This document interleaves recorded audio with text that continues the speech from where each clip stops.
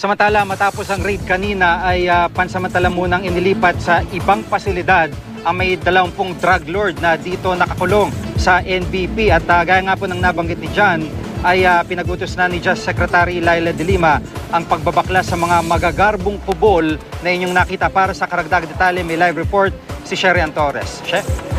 Yes, Gigi, habang sinasagawa ni Justice Secretary Laila De Lima ang surprise raid sa loob ng New Bilibid Prison o NBP, 4 na van ng Bureau of Corrections na agad na pinastandby sa labas ng Bureau of Corrections building.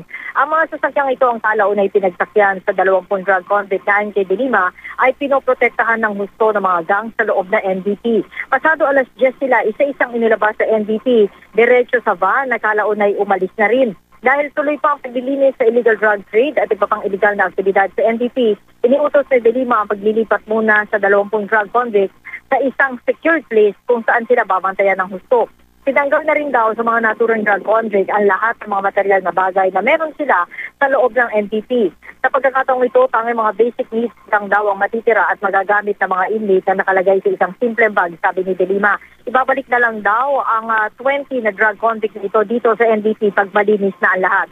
Samantala, Gigi, 4 na magagarbong kubol daw nga ang nakita ni De Lima sa loob ng may 9 hectares na NBP compound at binigyan lang niya ang NBP na hanggang Sabado para i-dismantle ang mga ito. Ang sabi ni De Lima, magtutuloy-tuloy ang surprise inspections o raid na ito hanggang malinis na niya ang buong NBP. Samantala, hindi niya digta sa investigasyong isinasagawa niya ang mga mismong kawani ng Bureau of Corrections, sabi ni De Lima. Magkakaroon daw na aksyon laban sa mga mahuhuling kasabwat. Si NBP Director Roberto Rabo naman, aminado na gulat sa sobrang luhong nakita niya sa loob mismo ng NBP. Tiniyak niya magkakaroon ng malaking pagbabago dito, lalong-lalo na sa pagtanggap ng mga bisita ng mga inmates. Sa labas ng NBP building kanina, Gigi, ay puno ng mga tao ang labas at naghihintay ng balita. Yung iba sa kanila, nakikisimpatya dito sa 20 drug convict na nila ay tumutulong naman daw sa kanila at yung iba ay suki naman daw nila sa pagbili ng pagkain. Gigi? Paano itong paglilipat dito sa mga drug convicts na ito? Kasi ang mangyayari, di ba, parang kahit matanggal yung kubol, yung suporta ng ibang mga inmates, pag binalik sila dito, yun ang mangyayari pa rin. So, nabanggit ba ni Secretary De Lima kung papaanong pinaplano nilang gawin sa oras na ibalik itong mga drug convicts na ito dito?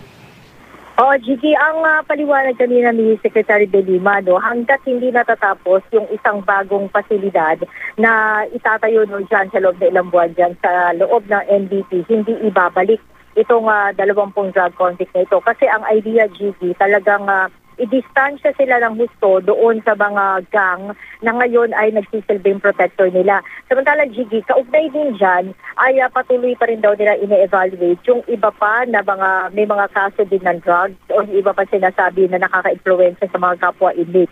Ang tinitignan ngayon dahil nga kulang sa pasilidad, malabang ay ilipat yung ibang ito doon sa medium security compound para naman daw ma-distansya na sila. Hanggat hindi natatapos, Gigi, yung bagong pasilidad na tinutukoy ni Secretary De Lima, hindi daw muna babalik itong mga naturang convict na ito o drug convict na ito. Gigi? Maraming salamat, Sherry Torres.